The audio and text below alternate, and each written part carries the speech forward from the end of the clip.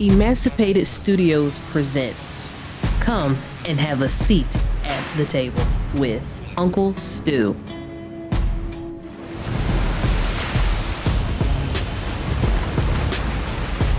The number one social problem in America, by far, is the epidemic not of COVID, but of fatherlessness.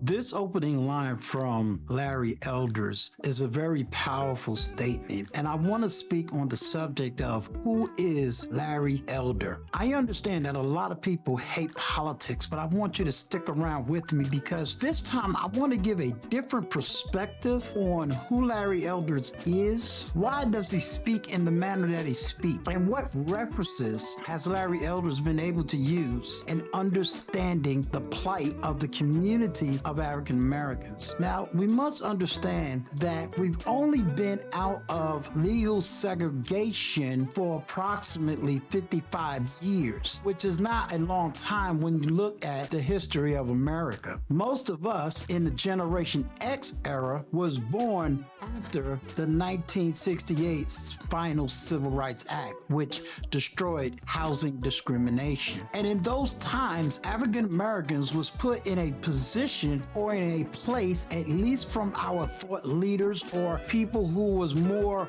intellectually or socially inclined in the state of African Americans, they had to go back to that one question. That one question was, what does it mean to be a problem? And that came from W.E.B. Du Bois. And what I mean by a problem is, what do we do with African Americans? Now that African Americans can basically do anything that other Americans can do without being classified in their race, what exactly should African Americans be able to freely do, especially when you're talking about integration? We must understand that prior to this time, there was nothing called liberals and conservatives when it came to African American political thought. Basically, you have a northern perspective and a southern perspective. You had a W.E.B. Du Bois perspective on where African Americans should go, and a Booker T. Washington perspective on where African Americans go. And then on that scale, you had a lot of people in between. And I don't want to get into the deep dives of every nitpicking in between, but I want to take two different big ideas and kind of focus that in on the real Larry Elder. You have one side of the African American perspective that believe that government is the way to go, meaning because government put in laws and policies that hindered African American success and hindered African Americans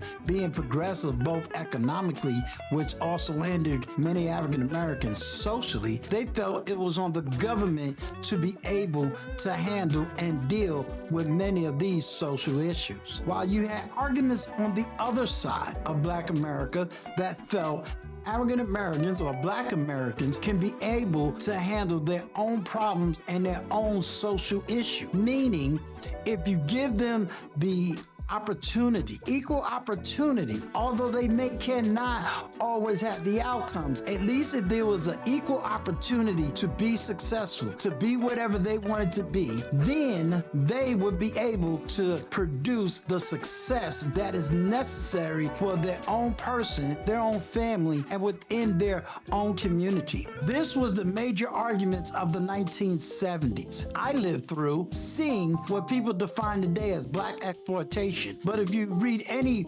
books or follow any videos about that era of Black exploitation, many of those actors, directors, and producers, and cameramen, and sound designers would tell you this was work for them. They was able to produce work, produce products, and a service to the African American community that changed the image of what Blacks in film can look like. We can also argue that in the 1980s, that even showed up in what was then deemed as hip hop or rap music. Those same people, especially out of my area of New York, and took rhyming and created an art. And back then, that art was created so that African Americans can be able to produce something for themselves. And they did. And that genre has now lasted, as we know historically, for 50 years. Going back to Larry Elders is a 71-year-old African American man who is basically above my generation because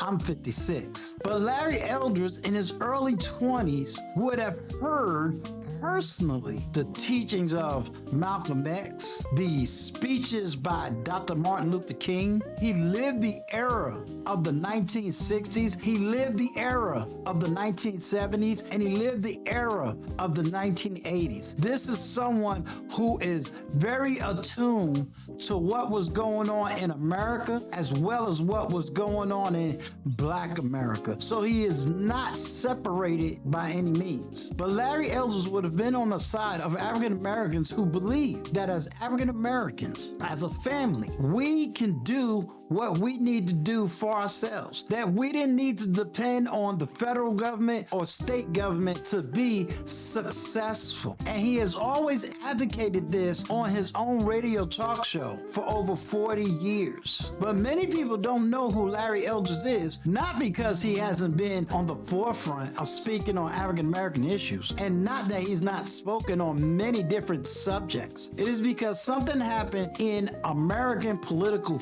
thought that has disappeared. And I'm so happy to say, I'm glad that it's reappearing, but reappearing in a very intellectual way is where I'm trying to take it. In the 90s, a lot of the Larry Elders types, if I use that word very softly, was disappeared from and was marginalized out of the African American community because the civil rights leadership, and many that we now know is in a certain political party, would spill out epithets of racial disparity towards men unlike a Larry Elder. They would say things like they're coons and sellouts and Uncle Toms, words that would pick the emotions of African Americans and not allowing them to really freely speak and really give an understanding as to why they think the way they think, why they believe the way they believe. The Black intellectual political climate has become very viscerated with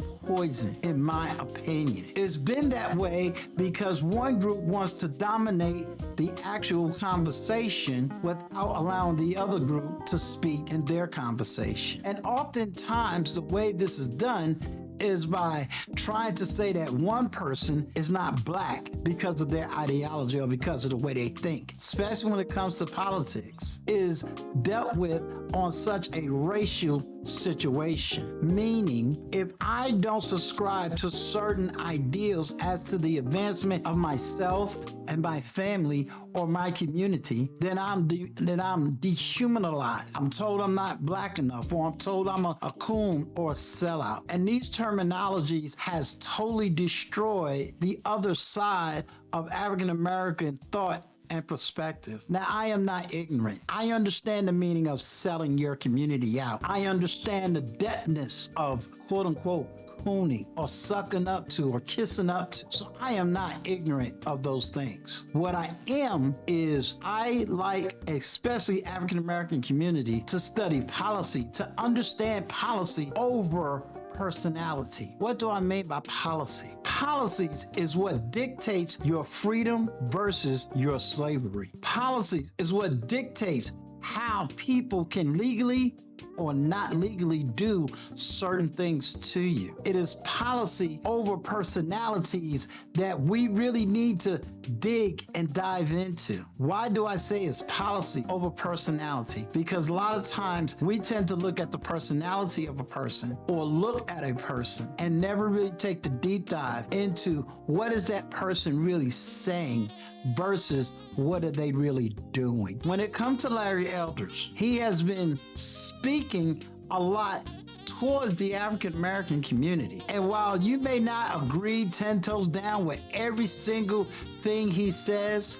that's fine. But the question becomes, is what he's saying true? Is what he's saying right? And if what he's saying is right, can we now take ownership and be able to deal with what is being spoken right, even if we believe it ain't the right person speaking it? You know, on this platform, and I've heard many different YouTubers, we talk about the word accountability. And a lot of times we'll argue in the so-called gender wars, Black women need to be accountable. Black men need to be accountable. This one needs to be accountable. That one needs to be accountable. But the easiest way not to be accountable is to always point point your fingers at the other side and say, they're the bad ones, they're the wrong ones, they're this, they're that. And this is what has happened so much in our political discourse. There's a lot of blame to go around when you want to talk about systematic racism. Fine, we can have those conversations. There's a lot of blame to go around when we talk about education. There's a lot of blame to go around when we talk about different issues. But the one thing that we have to get together is we have to look at what has happened in the last 50 years and decide as individuals and as a collective, is what the other side's saying right or totally wrong? For example, our homes are more broken up today than they ever have been since African Americans or Black Americans has been free from slavery. We no longer can deny that part of our system. We no longer can deny that since the civil rights era, we've had the freedom of choice to divorce each other, to separate from each other. We went from the 70s of pro-Black love to the 90s of getting that divide of hating one another. And there's a lot of reasons behind that. But one of the key factors that Larry Elders talks about is being married to the government. Now, while in this interview that he did with the Breakfast Club, he spoke about it from the welfare state. But I will also say that not only did we marry the government when it came to social issues, a lot of people married the government just for job security. And a lot of African American women work for those very governments that, let's say, other women work for. One works for it on the welfare state, the other works for it on the government state, meaning the government has now become your husband and your father, your teacher, and your educator. This is not a put down to Black women who has worked in government agencies or postal service, but we need to take a look at that and ask ourselves, has one group now married the government? And is that the real causation for the breakdown of the African American family? At least one causation of it? And if it's true, have we politically voted to keep that kind of a system where we allow the government to teach our children? We're allowing the government to dictate to us how we should think and feel about our own families? I ask this question because the question becomes, after 50 years, do we not believe that we're educated enough, smart enough, intellectually enough, and financially savvy enough to be able to do for ourselves? Shouldn't we have the right to have the choice as to where our children go to school? Or what about having the choice to live where we want to live? Or the choices that we make each and every day when it comes to how we want to run our homes? Is it right that the government can come in and tell you as a woman that in order to help you, you got to get rid of your husband or your boyfriend or your baby's father? Is it right that the school can come in and tell you how to parent your children? That's equal, in my opinion, to slavery all over again, just in a different way. So I'm challenging you in this video. Let's get a better understanding of Larry Elders. Let's get a better understanding of some of his arguments.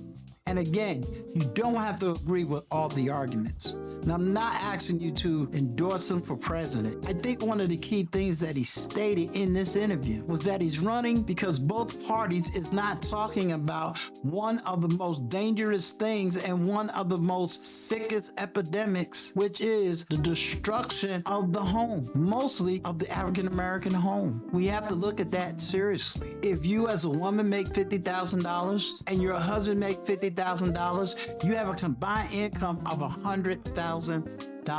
That's one income. We know the statistics is out. It's over 70% of men that go to prison come out of single mother homes. Single mother homes. Majority of the poverty rate in the African American community are single mothers. This is not racism, people. This is not sexism. This is numbers. Men lie, women lie, but the numbers don't lie. Numbers don't lie. And somebody And I'm standing up as a man called Seat at the Table with Uncle Stu. And I'm pleading that on this platform, we begin to see things in a neutral fashion and just let the chips fall where they may. Let the chips fall where they may, because we are headed towards self-destruction. There's an old album that I grew up on, came out in the late 80s. It's called You're Headed for Self-Destruction. And I'll never forget this one line in that whole album. I never had to run from the Ku Klux Klan. Why should I have to run from a black man? So you're gonna see a series of videos that's about to come out where I'm gonna speak on certain subjects dealing with some of the things that Larry Elders has spoken on, other political voices have spoken on, and trust me, it is not coming from a place of anti-blackness because I love my people. It's not coming from a place of hate. It's coming from a place of love, because I have seen, even in my own life, the breakdown of the black family. I have seen the destruction of the black family. I am seeing social things that in my generation we would never tolerated, and today's generation, that young millennial Gen Z generation, nah, they're totally the opposite. I'll never call Gen Z or younger millennials lazy, dumb, and stupid. No, social events has happened which has caused some of the disparities we see in our community today. And while it's easy to say systematic racism is the reason behind a lot of these issues, I also argue that's not systematic racism. Some of it is us. Some of it is us. Today, we have the ability, just like me, to get on a platform and publicly speak to the community at large. We didn't have that in the 90s. We didn't have, things that can speak from me being on the East Coast and speak to brothers and sisters on the West Coast or the Midwest or in Africa or in Europe. Now we have that. And I want to be that person that can be neutral, that can at least present to you in a normal way policies and arguments that doesn't seem like vitriol, where people's not belittling each other. I can talk to you without bringing up race and just ask simple questions. Do I deny racism? I don't. Do I deny that there's laws that has been written that still affects us today? Sure. But is that the main reasons today that we are not succeeding as a people in the numbers that we should be succeeding? No. In the 70s and the 80s, we had millionaires. We never had billionaires. Now it is 2023. We have more black billionaires today than we had 50 years ago. In 2023, we got more millionaires than we ever have had 50 years ago. Today, we have more black entrepreneurs than we had 50 years ago. So there's a level of us that is doing great. But I want to see the other levels rise up and realize you have the power. You are in control. This is not a pick you up by the bootstrap conversation. This is, I believe in your freedom and I believe in your success. And I believe that you don't need the government to do it for you. You have the power to do it for yourself. If you agree with this message or want to hear more about this message, do me a favor, hit that like button, subscribe to this channel, Sit at the Table with Uncle Stu. And I am definitely going to be doing more videos dealing with this interview that happened with Larry Elders, as well as other interviews that I have seen online and those that I will be conducting on my own, that's going to get to the heart of matters and be able to give you and I ideas and things that we can do right now in the power we have to address many of the issues that we are facing within the African American family, within the African American community, within the African American society as a whole. Trust me, Uncle Stu has been around the block a couple of times. Married, divorced, single parent. I've dealt with the education system, come from the education system. Very politically astute. I understand the difference between being a Democrat, Republican, independent. Beautiful words. But I also understand what it means to play the race card, to pull on the emotions of black people, get them to vote one way while you're destroying them another way. As I said, hit the like, leave a comment, subscribe so that I know you want content just like this. This is Seat at the Table with Uncle Stu. Peace.